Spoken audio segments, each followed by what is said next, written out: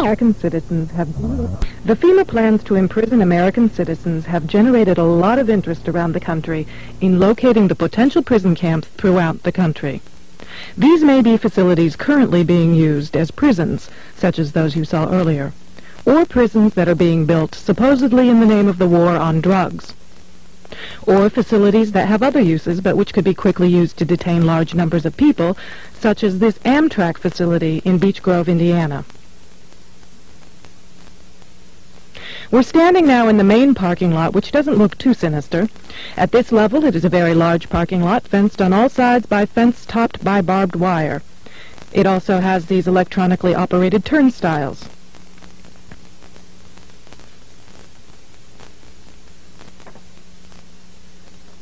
There is also a surveillance camera, just like we saw at the FEMA facility, pointing out to the parking lot, and a helicopter windsock. All of these apparent security measures are particularly unusual here, because this is a very low crime area, and this facility is nothing but an old train repair station with nothing in it worth stealing.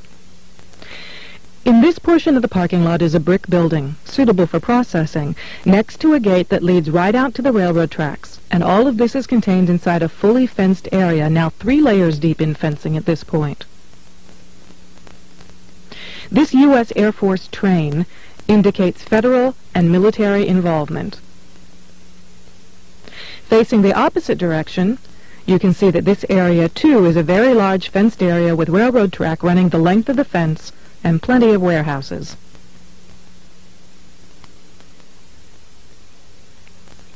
This facility was supposed to have closed in June of 1993, yet instead several $1 million in federal funds have been spent on supposed renovations over the past 2 years. Helicopter windsocks and markers are evident throughout the property. This small building is the only way into a particular fenced area. Inside this building we see more of the motion-activated detectors, electronic turnstiles, and prison bars.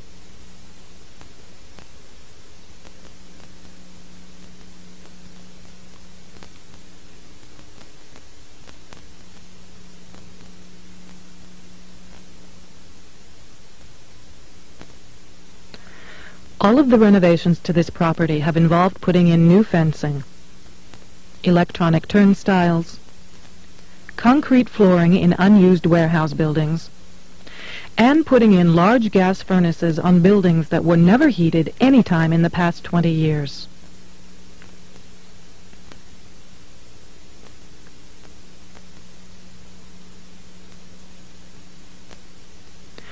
Outside this building is fencing and a cattle run section of fence, all topped by barbed wire, pointing inward, not to keep people out, but to keep people in.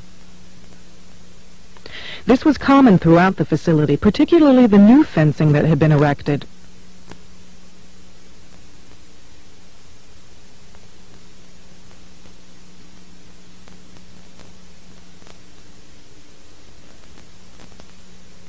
Inside the fenced area on the other side of the building, you'll see signs that say Red Zone, right up next to the railroad tracks that run the length of the fenced area.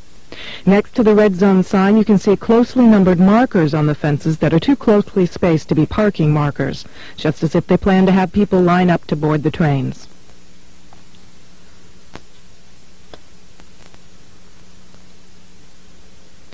Here's a helicopter marker on the power lines outside the facility, indicating expected helicopter traffic, and again, another tall radio antenna.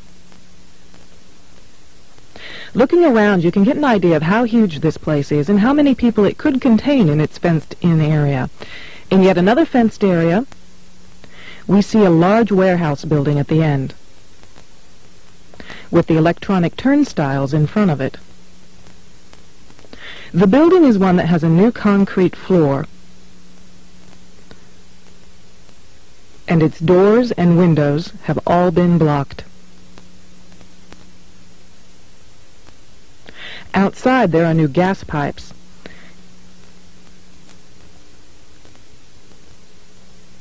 Even as we were filming, a black helicopter flew over us, observing what we were doing, which has happened many times when we have been at the facility.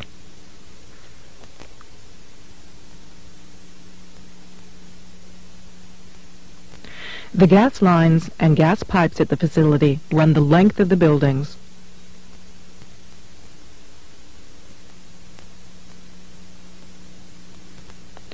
And come out at some very, very large brand new furnaces that have been installed at the buildings throughout the facility.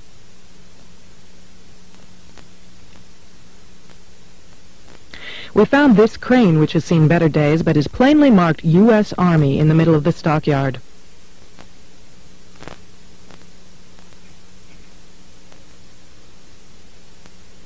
We found other fully working military trucks and equipment here at other times. Inside the facility, we found large fenced-in areas next to the railroad tracks marked green zone and blue zone, suitable for holding a lot of people. Many of the old warehouse buildings have had new concrete floors put into them.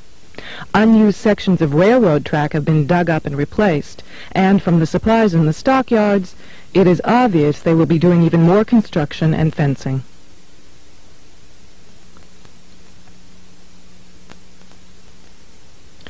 Senator Lugar of Indiana recently obtained more federal funding to renovate this facility, which is supposedly only for the repair of broken trains and where most of the buildings on the property haven't been used for years. It certainly appears they are expecting more than just broken trains. This tower, overlooking the entire facility at one end of the facility along the railroad tracks, also has a radio antenna on it with a ladder up inside of it. It would make an excellent watchtower.